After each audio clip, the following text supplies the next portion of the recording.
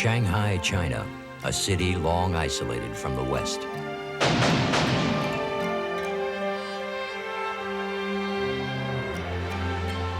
For the first time, Shanghai recently opened her doors to a major Hollywood production. Empire of the Sun is directed by Steven Spielberg, one of America's foremost filmmakers. Have you ever thought about acting in something? 离开了好多时间没有讲英文了。 Just saying, I'm About sorry, 30 years, 30 years he more. hasn't spoken English in about 30 years. Well, tell him he has a very good face for movies, for film. 你很上镜头。 Okay, welcome to show business.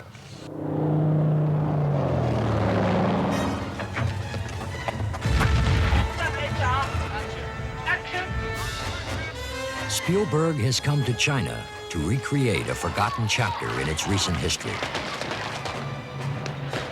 50 years ago, Shanghai was a war zone. The Japanese had invaded the city in the build-up to World War II. An unfortunate group of Western civilians was caught in the crossfire.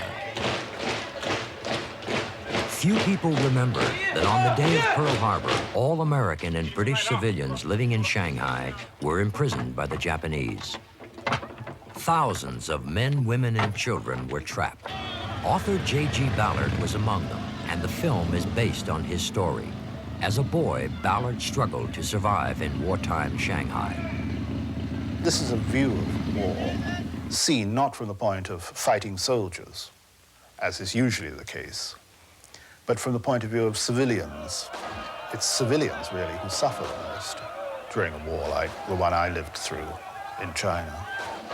It's really about the death of innocence, the death of one's childhood, which is kind of the opposite of stuff I usually do. I usually celebrate childhood, and I usually celebrate the kind of perseverance and preservation of innocence. But this was a real interesting story about how it takes an entire war to turn a young boy into a man. I'm Martin Sheen. Join me for a fascinating look at the recreation of a childhood journey where East meets West and past meets present on the streets of Shanghai.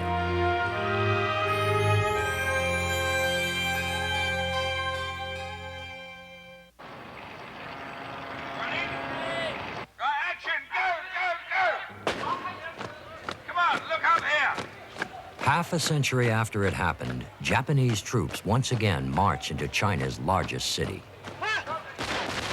Under the direction of Steven Spielberg, the childhood memories of J.G. Ballard explode back to life.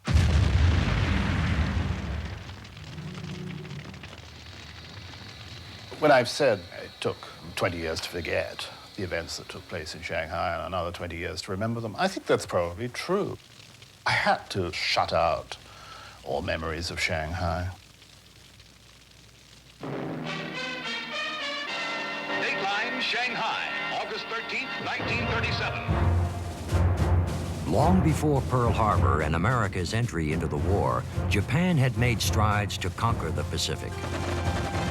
By 1937, the Japanese had occupied large areas of China, including the strategic port of Shanghai. The entire city was occupied, but in an unusual move, the Japanese left one area untouched. This was known as the International Settlement. As the longtime home of Western businessmen and their families, the International Settlement was protected by diplomatic security. It was almost like a country within a country. Life here was in direct contrast to life in war-torn Shanghai. The 30,000 European and American residents lived in grand style, continuing with the business interests and leisure activities they had pursued for generations. James Ballard was born in the British enclave. As a young child, he remained isolated from the increasing dangers of war. Wire fences were put up around the international settlement, and there were checkpoints which we moved through every day.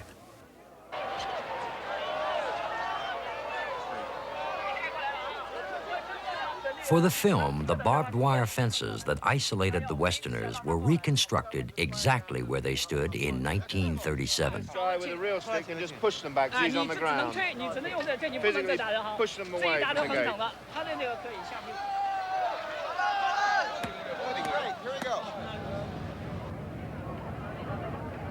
We were insulated behind the passenger windows of those American cars that we rolled around in.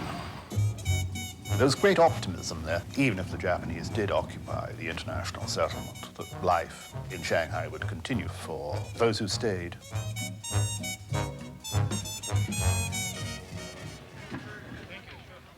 Steven Spielberg was kind enough to suggest that I might play a guest at a fancy dress party on the eve of Pearl Harbor. It's quite an ordeal, the characters in your book, your family, yourself, the people you knew, what they go through is almost shocking. I can't think of anybody, actually, who, handle the boy better than you. I'm very lucky to have a good boy, though. I've only, everybody gives me credit for being good with kids, but I'm lucky because I've been able to get great kids. Jim is so nosy, he doesn't mind in a conversation, and that doesn't bother him. He's not aware that somebody might be going, well, my dear, please. To play the character Jim, Spielberg chose 13-year-old British actor Christian Bale.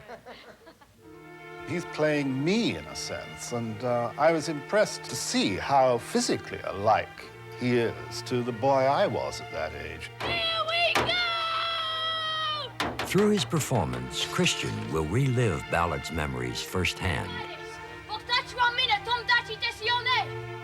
The character of this 11, 12-year-old learns that the name of the game is survival, whether it's just day to day, hour to hour, that survival is what is important. And I think Christian Bale conveys that.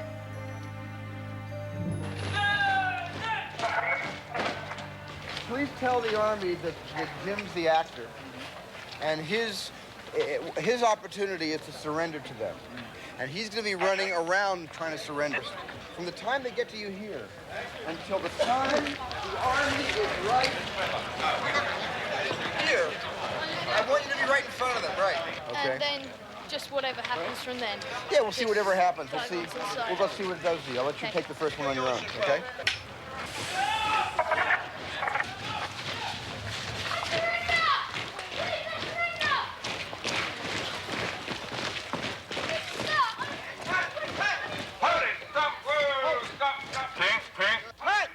Fine, one more time, go back.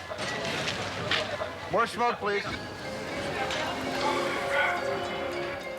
On the streets of Shanghai, the filmmakers always drew a massive crowd. The Chinese were more than just curious about the Westerners and their movie-making process.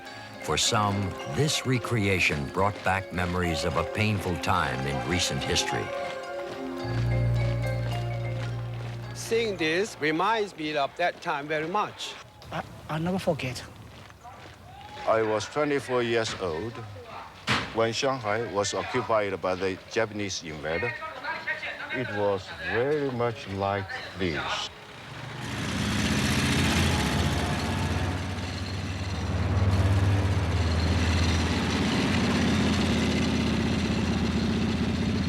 Good, good. When you get that close, the surrender should be very soft, very shy. This is your last surrender.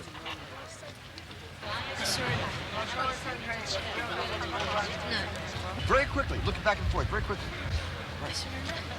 Breathing. Good, good, good. Right, very nice, Christian. I remember on the morning of the attack on Pearl Harbor, I, like my young character in the book, was actually lying in bed at about 7 o'clock in the morning. Then I heard this strange rumbling in the distance. These were Japanese tanks, and I remember my parents telling me to get up. I said, never mind the invasion by the Japanese, I've got a scripture exam. And I remember my father saying, there won't be a scripture exam today, there won't be any exams at all this Christmas. I thought, wonderful. Oh, good. See the ship? See the ship?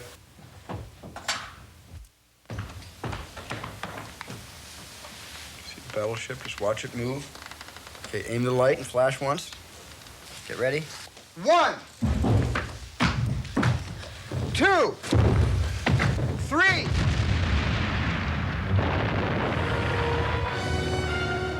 The security of life in Shanghai was shattered when Japan declared war on the West. The same day as Pearl Harbor, Japanese troops charged through the barricades of the international settlement, causing panic in the streets.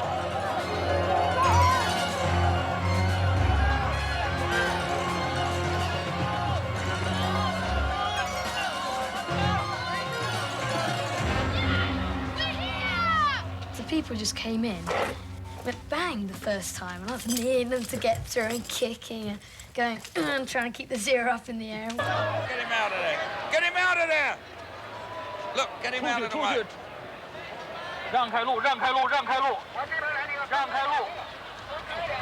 The first time, I felt a bit claustrophobic. Cut! Okay, well, we couldn't see anything.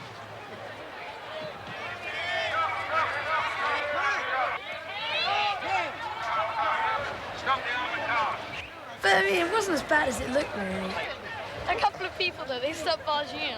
Because there were these guys around us protecting us. The protection crowd needs to protect the artists. Exactly. So they just need to form a buffer. These are just our ones to keep around the artists when they get in through, just to protect them from the other 3,000. That will give them more specific action. You Very good.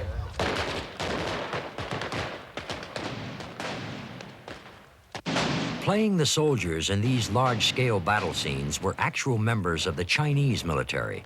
This filmic combat was unlike any they had been trained for in the past. When they get shot, just have them both drop. Yeah. Just drop to the ground and both try to crawl away.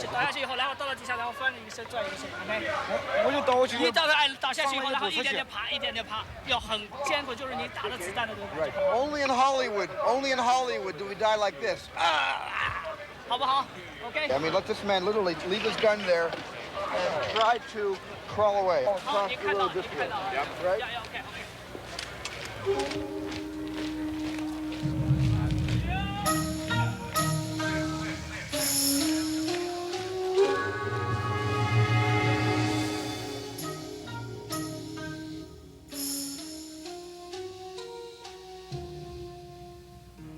I think the reason I want you to have the plane in your hand is because you need to make a choice between your mother's hand or your airplane, which drops. And you choose your airplane, which falls. Action, go!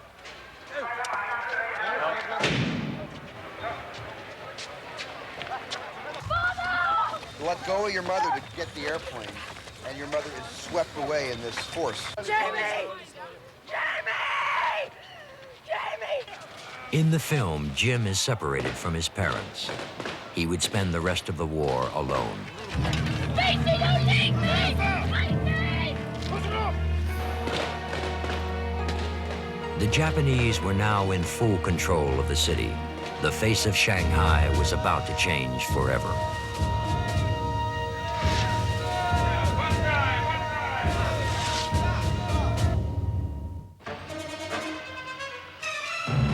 The Japanese invasion of Shanghai forced together many people who normally had nothing in common. In Empire of the Sun, the character Jim meets up with a pair of merchant seamen, played by John Malkovich and Joey Pantoliano. Now move in, Jim, so we can see Basie do that. Let's go, Frank. Jim is fascinated by all the Americans he meets, as I was myself. Jim finds that the Americans have a style, an ease, which makes them very, very different from the British whom he's been brought up with. Got 2 watches, a gold cigarette. Basie is one of the few people who offers Jim any kind of kindness. Here, have a look at it. No longer shielded behind the window of the family Packard, Jim must face the cruelties of war.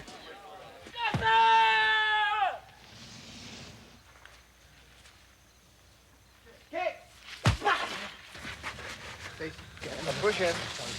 Faster, faster. And right there, Will. Your peripheral vision will show you him getting beaten, and you'll hear the sounds. But your look is to Basie here. You have no eye movement. Watch me. You have no eye movement. It's like hit, hit, hit, hit. Don't sing. Hit, right. Hit, hit, hit, hit, Yeah, I can't tell you how strong that's wonderful.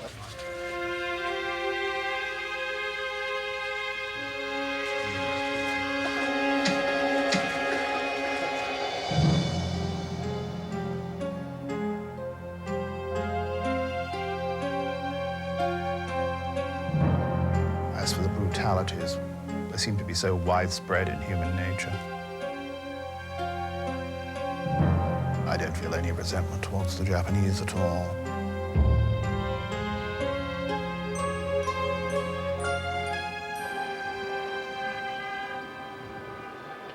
In today's Shanghai, the only remnants of the Japanese occupation are bunkers scattered about the city. They serve as uncommissioned monuments to the war that took its toll on China. The residents of Shanghai were the unfortunate victims of the first aerial bomb drop on a civilian population. The resulting destruction disguised the city from its previous beauty. Before the war, Shanghai was known as the Paris of the East, the world's most exotic city. It was an absolutely wide open city, absolutely dedicated to 100% full-blooded capitalism. It had this reputation of being the wickedest city in the Orient. There were something like 400 nightclubs alone in Shanghai. It was an extraordinary place, full of terrorist bombings, outrages of every kind, thousands of beggars. There were no rules, no regulations, anything went. If you can imagine ancient Rome with neon, you've got it.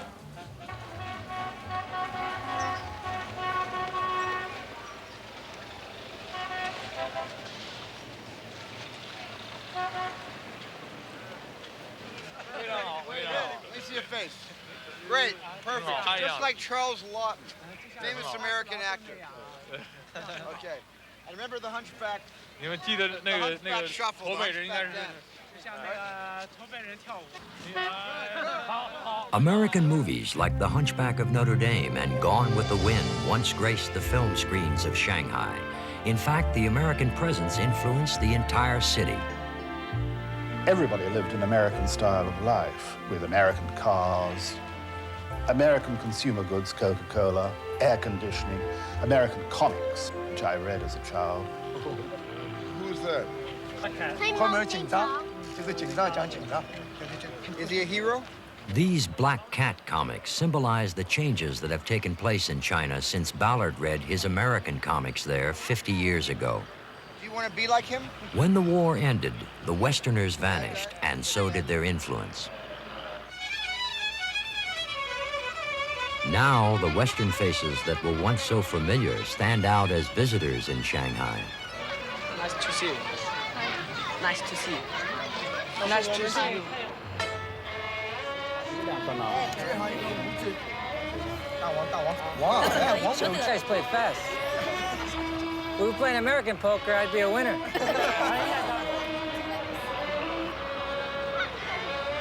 他不会咬人的。这外国叔叔他是演员，他是一个电影叫《太阳帝国》的一个主要演员。Or one here. The store specializes in selling alcoholic drinks, soy sauce, and vegetable oil. Nice. It's like Harvey's Bristol Cream. Shanghai is a city that overwhelms the senses, the sights, the smells, and the sounds.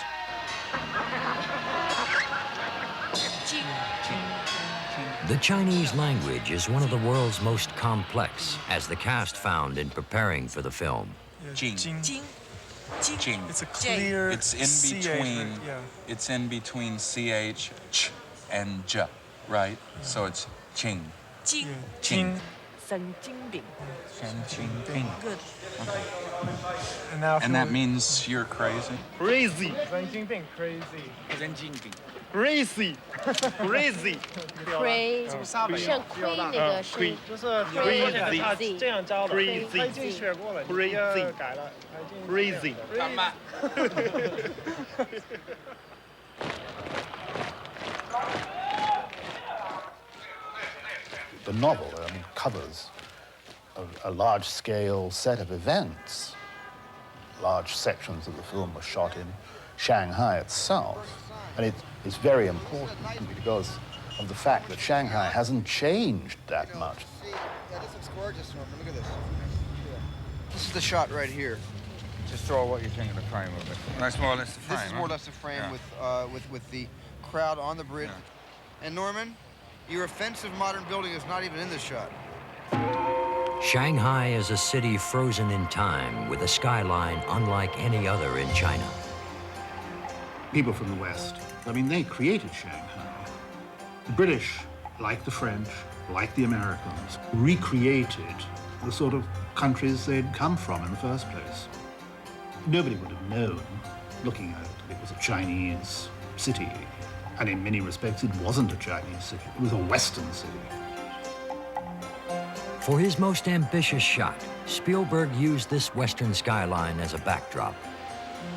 His goal was to transform Shanghai's busiest street back to the 40s. The 7-block area had never been closed in its history until this movie.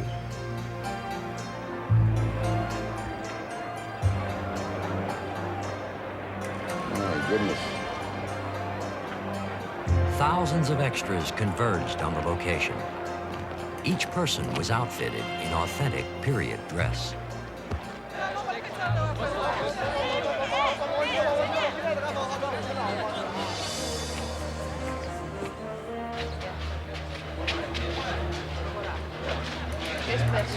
That looks good.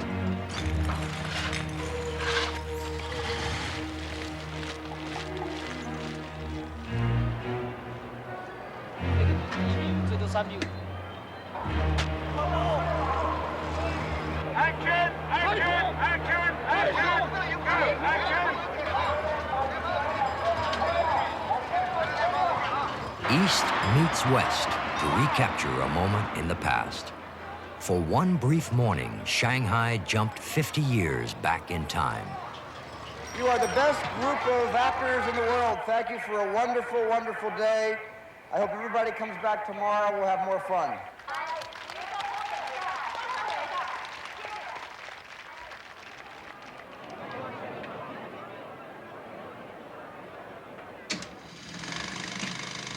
As millions were affected when the world went to war, the stories that evoke true emotion focus on individuals and personal moments. It's Jim at his most desperate. The only time Jim is this desperate again in the picture is toward the end of the film. And he's so frightened of being isolated and abandoned at this detention center.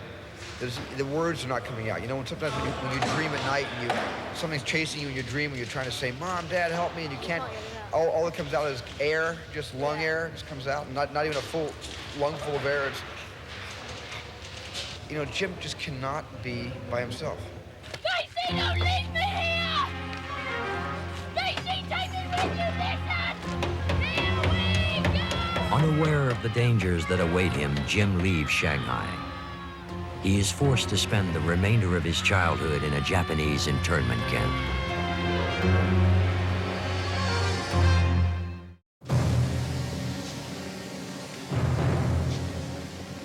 When the Japanese declared full-scale war in 1941, all Westerners living in Shanghai were taken prisoner.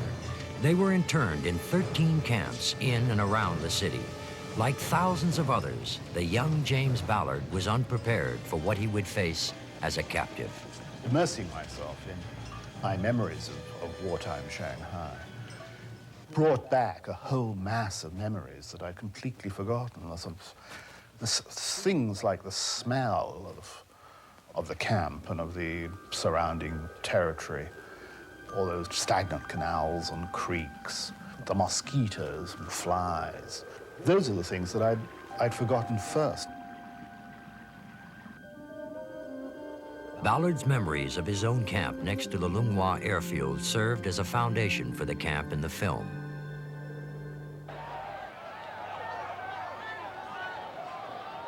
Of course, I remember the camp. We were living through bitterly cold winters in unheated cement buildings. Half the people at least had malaria. So the response was as mixed as you would expect if you just took 2,000 people off the street in Britain or the United States and locked them behind a barbed wire fence with poor diet. The people around you in the Star Company have to make it harder for Christian to get potatoes. You've got to fight him more. The main diet was sweet potato. Horrible sweet gray pith. That was our main diet, plus rice. I cannot even stand thinking about sweet potatoes. They started selling them in British supermarkets, and they just make me ill even looking at them.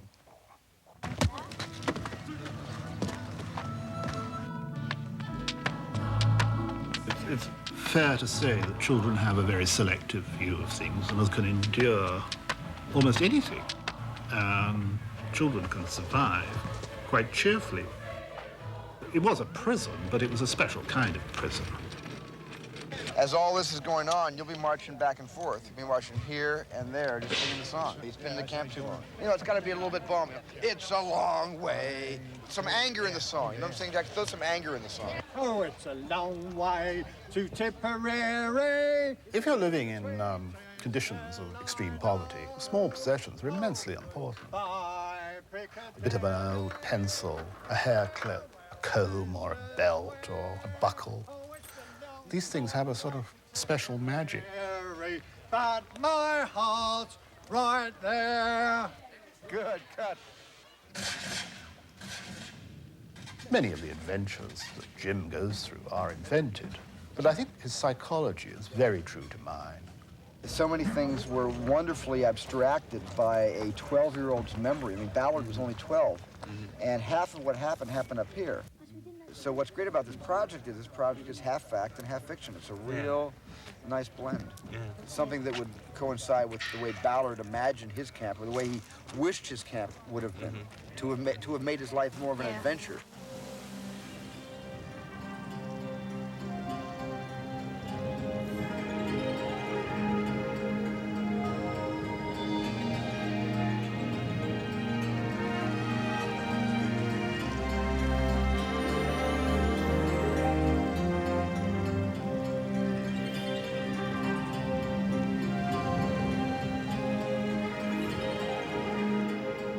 A child of 11, 12, 13 has very little idea of the long-term implications of what is happening. Like Jim, I was fascinated by all the military equipment, the Japanese tanks, the equipment that the average Japanese infantryman wore, their planes. It was like a huge stage set. It was very, very strange in that respect. I mean, it was almost like a movie.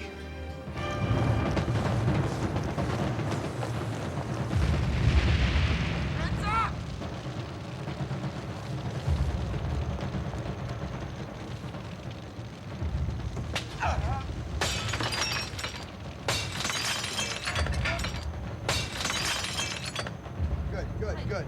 It freezes her a second.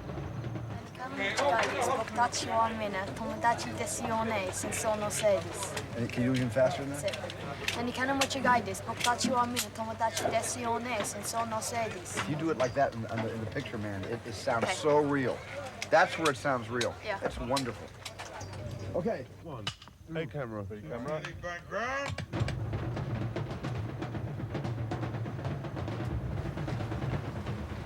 I was never surprised by any of the Japanese brutality in the camp.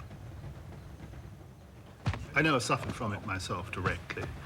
However, they certainly were very brutal with the adult males. Sergeant Nagata!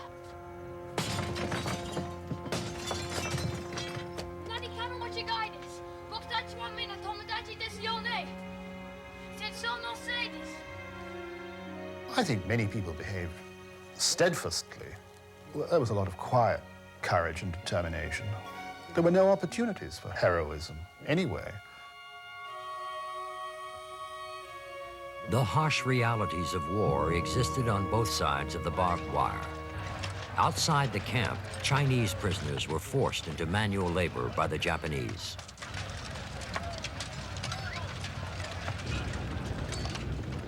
In huge work parties, they carved roads and runways out of stone. Covered with dust, they had a ghost-like appearance. Stand in! Congratulations up! In a massive makeup call, high-pressure hoses were used to spray extras with talcum powder, recreating the look of the Chinese laborers.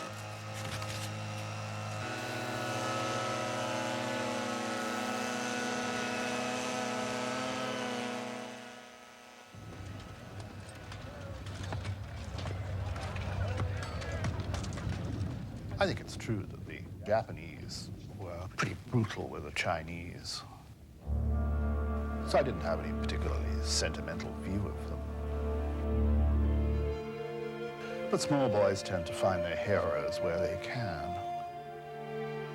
One thing there was no doubt about, and that was the Japanese were extremely brave. One had very complicated views about patriotism, loyalty to one's own nation.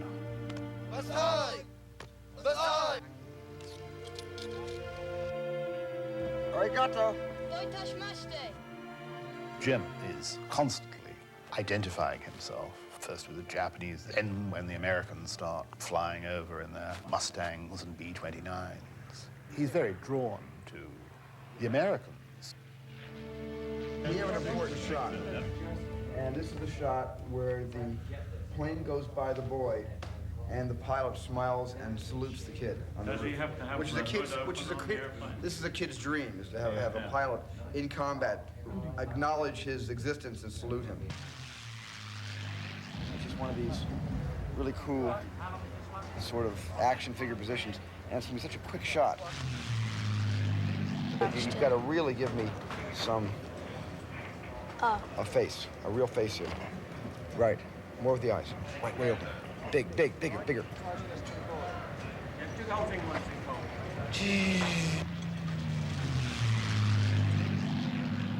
Jim falls in love with these beautiful planes. His imagination is constantly reaching out to anything that will offer him hope. And I felt much of the same sort of thing myself during the war.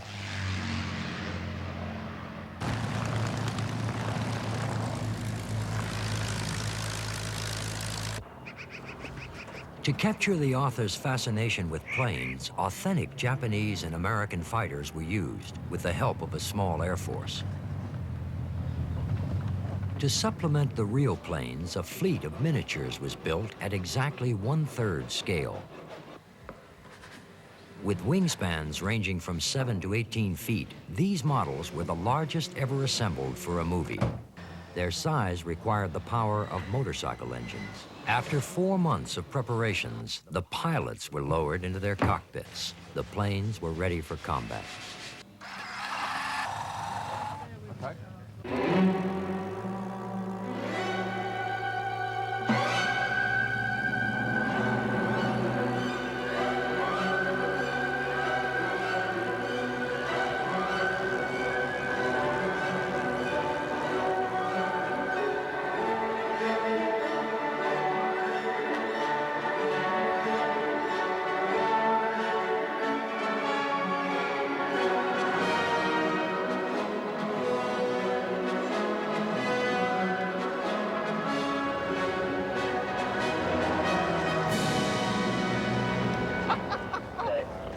Empire of the Sun has ranged in models quite a way. The favourite one from a seat of the pants flying is the Mustang. The worst one to fly, in fact, is the Zero. I want to know which run we're supposed to drop the bombs on.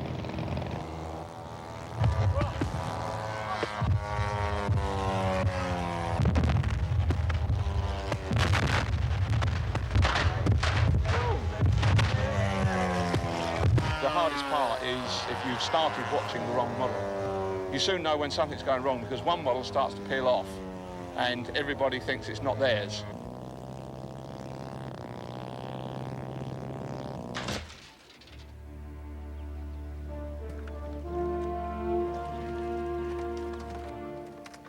I certainly saw Mustangs being shot out of the air, trailing smoke and pilots bailing out. Pilotless planes flying on and crashing on the other side of the river. Could I have this? More American planes were lost than people realize. The largest of the American planes to fly over Shanghai was the B-29 bomber. During the war, it was known as the Super Fortress. For a boy confined to a prison camp, the B-29 offered the hope of liberation. I remember being absolutely stunned by the sight of the first B-29s. They were the ultimate in high-tech, streamlined styling. In fact, I'm still very impressed by the one or two that fly around. They really stir old memories.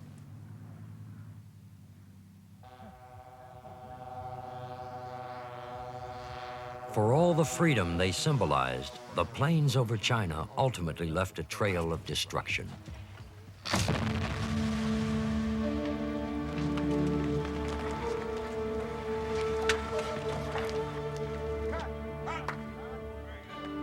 By the end of 1944, the war was building to a climax, and the fate of the civilian prisoners became increasingly uncertain.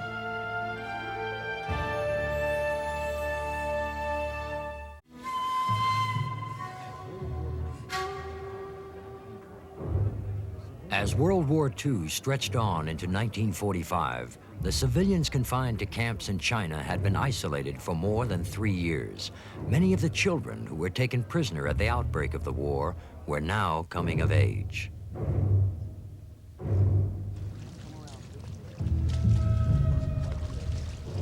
You'll come around this way, and you'll approach it like this.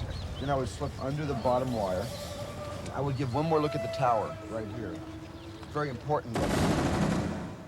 The character, Jim, benefits from the hard education that war brings to him. If you like, it's a kind of unsentimental education. That needs to be artificial barbed wire. He doesn't cut himself. I was completely out of parental control. I was free to roam everywhere and take risks that, when I look back, leave me gasping, like climbing through the wire just as a couple of Japanese guards happened to walk by and all that sort of thing. Oh, that's not too bad. It's not too cold. I wouldn't go in it. It's not too cold. Then you have to be really down on your stomach for this one. Actually crawling on your stomach, your legs back. Actually, be on your stomach with just your head out of the water.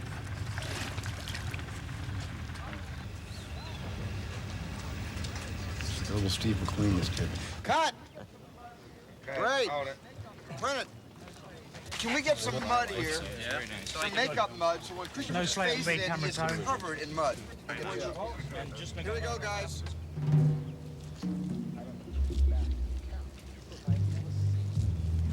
I remember looking back at the camp, which of course I had never seen from the outside. There was this universe where I'd lived for nearly 3 years, which I knew intimately. I knew every stone and every weed. But it suddenly seemed very strange, in a threatening way. I wanted to get back inside the wire where there was security. But the pull of a secure environment is very, very strong. It took a long while to throw that off. I want to see one thing.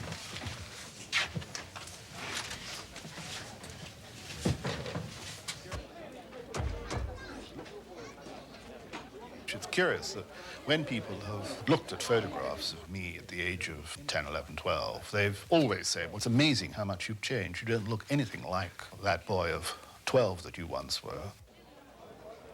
But the curious thing is that Christian does look like the boy I was. I'm a pretty young kid, really, Jim is. And I turned from being a young kid into a teenager. And so that's a pretty big part of your life. He does mature a lot. And by the end, he's 15.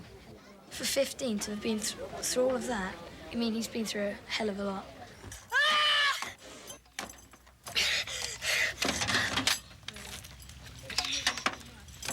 I've just had enough, really. It's just all been too much. And at that point, life doesn't really mean much to me. No, I don't. wipes everybody Put someone out. in that corner. It's like you're wiping a tear without letting anybody see it. Without wanting anybody to see it. That's fine. A little slower though. I mean, a little slower. You see the final look, Jim? I'll start to put in their cases.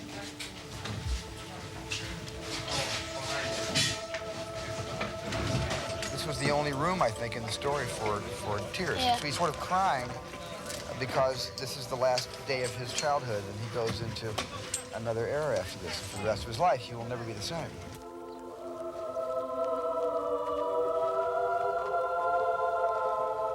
I guess you could think your life was so simple that everything you once were is contained in this small box, which is not really a fair measure of who you are, but it's interesting to think about this box as everything it used to be. So it was quite a harrowing experience in some ways, writing the book. One of the reasons, I think, why I may have waited so long is that I felt protective towards my younger self.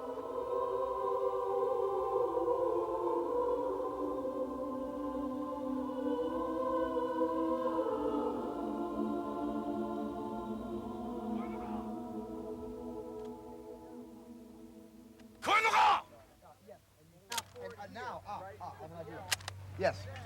Yes, and you step forward here, right, with the L, and then you come forward to here.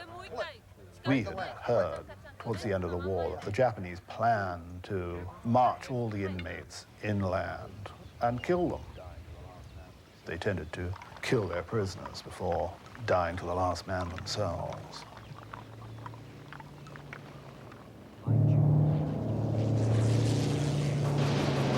By June of 1945, the American Air Force had Shanghai within range. James Ballard was 14 years old when the American fighter bombers emerged from the skies, attacking Japanese targets in and around Shanghai.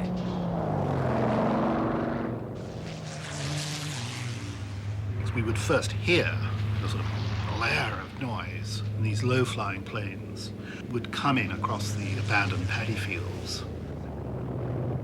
I remember standing on the second floor. The Mustangs were so low that we were looking down at them.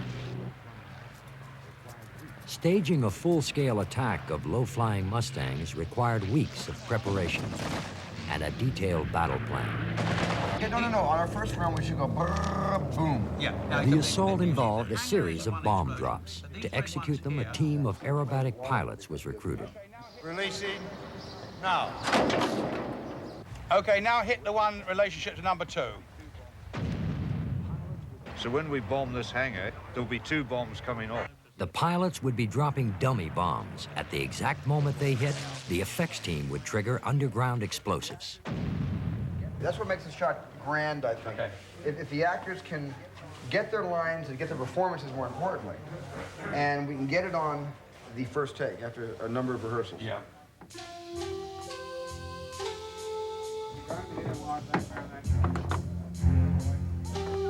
Once the explosion hits, that's when you start bouncing. And then, boom! And should I shout anything before the explosion? What happens is Jim's up on the roof, yelling, screaming, waving his arms. And the Mustang's going over bombing the airfield. And I thought, I've got to really, do really well on this. It's like a one-take thing. It's obviously pretty important. We're timing this all to the airplanes that we rehearsed yesterday. When you see the first plane coming in, you start your aerial flag then. I'll ring you back in 5, and then you should be taxiing and on the way, and then I'll keep the line open. Okay, go for it. And you hear an airplane coming from over here.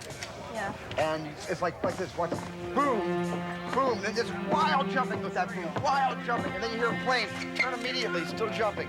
That motivates the focus on you, then turn back. All right, stand by the roll.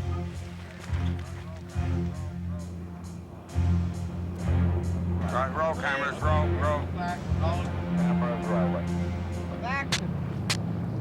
Background! Right. Christian, go!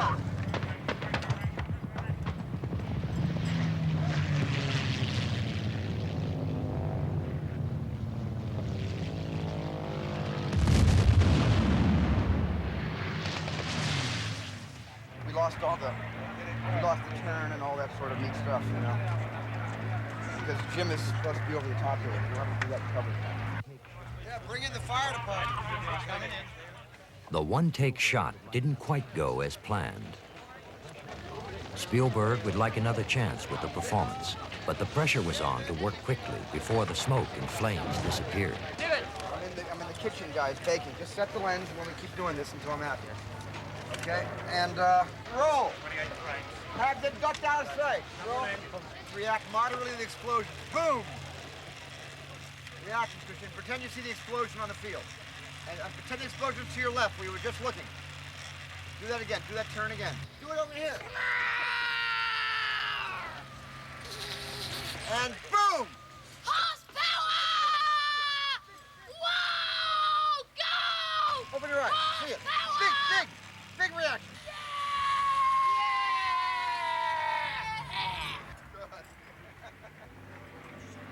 Okay.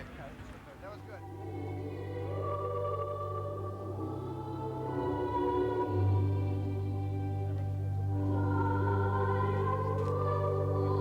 I remember there was a long period of confusion of several weeks when we weren't altogether certain that the war had ended. There were rumors that atom bombs had been dropped.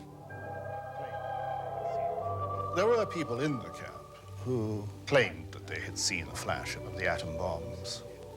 It might have happened, and it might have been a sort of hallucination.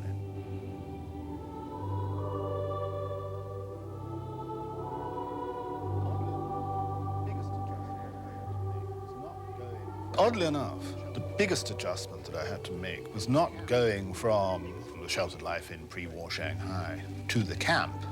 The biggest adjustment was going from the camp at the end of the war to the peace. That was very strange because, of course, I was much older. I found the idea of not living in this small enclosed area, not seeing the world through barbed wire, very odd indeed. But Jim, in a sense, is quite happy in the camp, as I was myself. If I'm honest, when people say to me, what was it actually like in the camp? I have to admit that I quite enjoyed myself. Wow! B-51! Cadillac of the sky!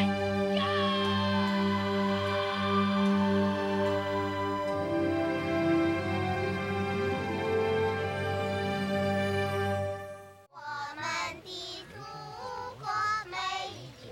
40 years after World War II ended, nations that were once at odds joined forces in Shanghai. They came together with Steven Spielberg to recreate a personal story of war. Through Empire of the Sun, author J.G. Ballard was able to relive the memories of his lost childhood in China. Shanghai is so loaded with powerful memories for me. After all, that very strange, in many ways very cruel city shaped my character. Going back was like going back in time. In recreating one boy's odyssey into manhood, the Chinese, Japanese, British, and Americans shared in conveying a universal message of peace for now and for future generations.